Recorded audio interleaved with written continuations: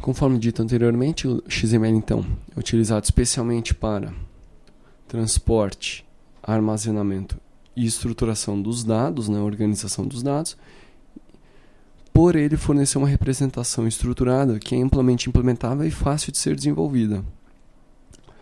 Na verdade, a gente fala que é amplamente implementável porque nós não precisamos nada mais do que um editor de texto, que normalmente é disponível no próprio sistema operacional, e não demanda nenhum tipo de aplicação ou regra específica para a criação de um arquivo XML.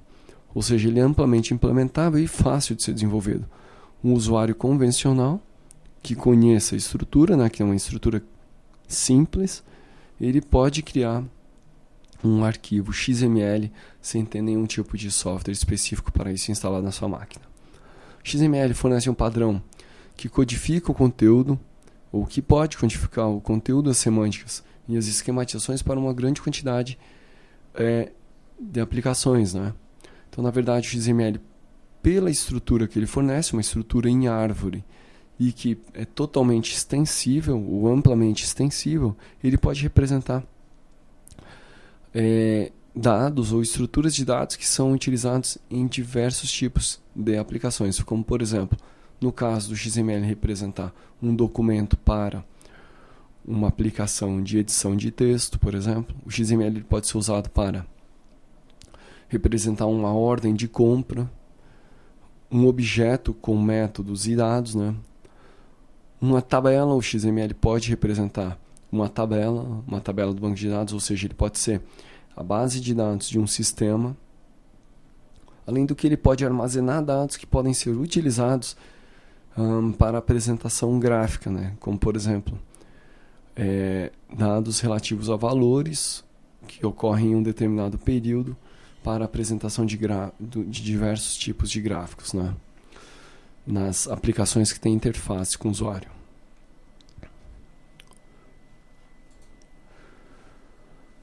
Uma característica, então, importante é que uma vez o dado sendo recebido, o arquivo XML sendo recebido pelo cliente, ele pode manipular, editar e visualizar sem a necessidade de outras requisições ao servidor, né? Então, por exemplo, no caso de aplicações web, a gente transmite o dado para o cliente e ele lá vai ter o dado que na verdade é o arquivo XML, e ele vai ter então liberdade para fazer a edição, a alteração nesse arquivo da forma que ele achar necessária. Tá, ok? Obviamente que a redução nas requisições diminui a sobrecarga na rede e nos servidores. Tá, ok?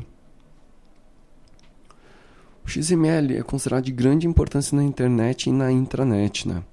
Porque eles, como a forma já disse, eles permitem que sistemas de diferentes plataformas troquem dados entre si.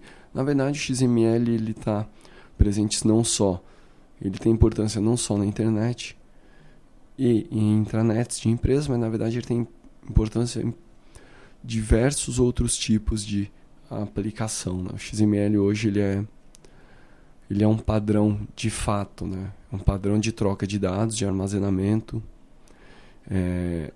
e troca de dados que de fato é muito utilizado nas diversas aplicações. Conforme eu já disse, então, a gente tem o HTML, que especifica como o documento deve ser apresentado e que o navegador, ao ler um documento HTML, ele entende aquilo ali como um documento de apresentação, e o mesmo navegador, quando ele lê um arquivo XML, ele entende aquilo como um documento ou um documento de estrutura de dados, tá, ok? Nesse sentido, então, no HTML a gente vai ter não só tags para tabelas, mas a gente vai ter tags de formatação, de título e assim por diante. E no XML a gente vai ter outros tipos de tags. A gente vai ter tags de descrição dos dados, que vão dizer, por exemplo, nome, pessoa, datas, autor, conteúdo e assim por diante. Então a gente vê diferentes finalidades no HTML e no XML.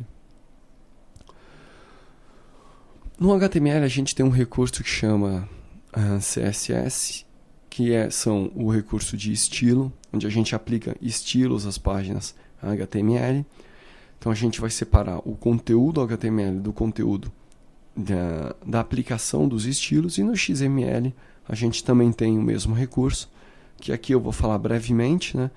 E que nós não vamos ver nesse curso, porque não vai ser o foco, mas a gente também tem o recurso de estilo para o XML.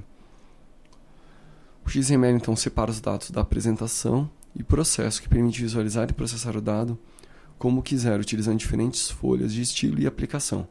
Então, o arquivo XML ele é preocupado com a estrutura, com o armazenamento daqueles dados, com a forma como ele vai ser transportado. O estilo a gente deixa ele separado em um outro arquivo, o arquivo XSL. Na verdade, a gente tem então uma estrutura diferenciada, né? A gente tem uma estrutura de XSL para estilo, uma estrutura de XML para conteúdo, para os dados e a sua estrutura. Nós temos uma estrutura de DTD e XSD que vão se preocupar com a validação formal daquele arquivo XML, ok? Então, aquilo que a gente estava falando anteriormente, entre a troca, o transporte de dados, né, entre diferentes aplicações, e aqui a gente tem um exemplo de um sistema em 3 camadas, onde nós temos a camada desktop, a camada intermediária de servidor e a camada de armazenamento. Tá ok? Essas 3 camadas, então, comunicam-se por meio de arquivos XML. O que ocorre é que, na verdade, os dados que são armazenados nos bancos de dados, em mainframes, que são armazenados em mainframes ou em bancos de dados convencionais, eles são transformados e armazenados em arquivos XML, que são entregues às aplicações que rodam no cliente. E, da mesma forma, os dados que são fornecidos pelos usuários são convertidos para arquivos XML e processados, e aí sim armazenados na camada de armazenamento. Okay? Então, o XML faz esse meio de campo aí, de troca de dados, troca e armazenamento, ok? No exemplo aqui nós temos então 2 aplicações HTML, 2 aplicações web, né? Trocando dados com aplicações no servidor. Por enquanto era isso, e na sequência a gente continua.